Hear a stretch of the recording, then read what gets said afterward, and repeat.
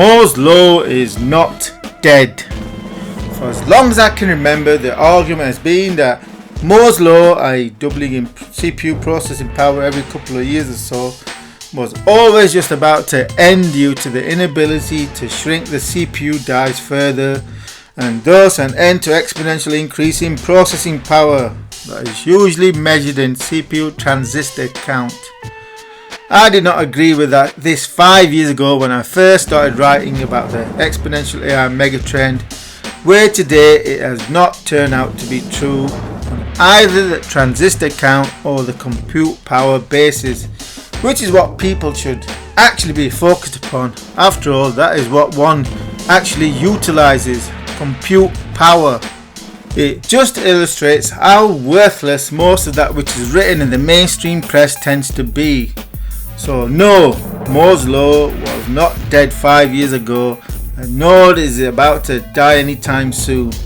That's before I've even taken account of the processing power that quantum computers promise to deliver in the distant future.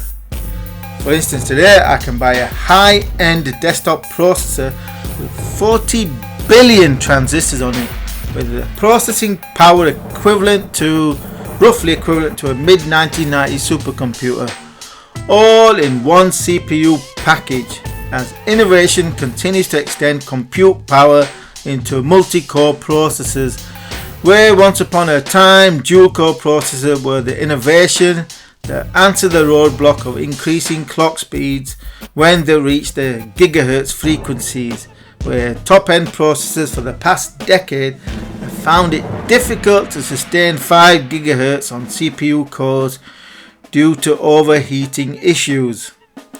But innovation is addressing this by limiting boosting to clock speeds on single cores, and thus improve processing power by having more cores, and better die design and heat dissipation.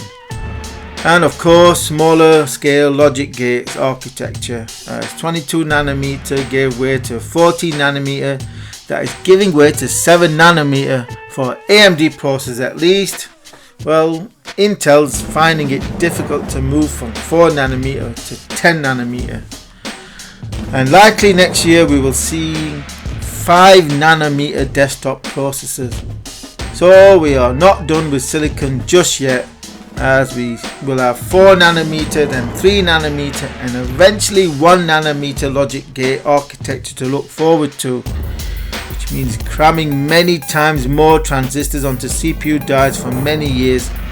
So say 4 years from now we can look forward to retail CPU packages with over 100 billion transistors, probably on at least a 3 nanometer scale. So please, I don't want to hear any more about Moore's law ending or has ended, because it has not to date, and as far as I can see it won't for the remainder of this decade at least, and then we have the scope to go beyond silicon, i.e. graphene. And all of this is before we throw GPUs into the mix, parallel processing on a huge scale that forms the very basis of the compute power of today's supercomputers. Whilst Nvidia was first off the block, what got started off as gaming GPUs that became the mainstay of crypto miners, today all of the CPU manufacturing giants recognize the significance and importance of GPUs, and are thus busy designing their own GPUs to rival that of Nvidia's, with a good chance that AMD is just about to pip Nvidia to the post later this year, probably within the next few weeks, with its big Navi architecture, which is why one should be invested in AMD and Nvidia.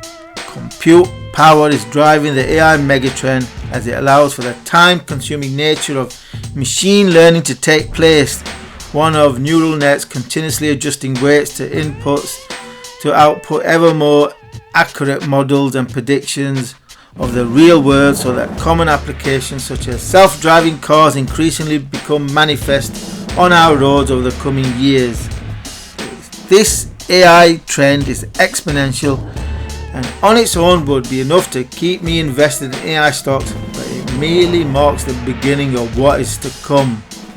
And this video is excerpted from my extensive analysis that concludes in a detailed 15-year trend forecast for AI stocks that has first been made available to patrons who support my work. So, for immediate first access to all of my analysis and trend forecasts, then do consider becoming a patron by supporting my work for just $3 per month.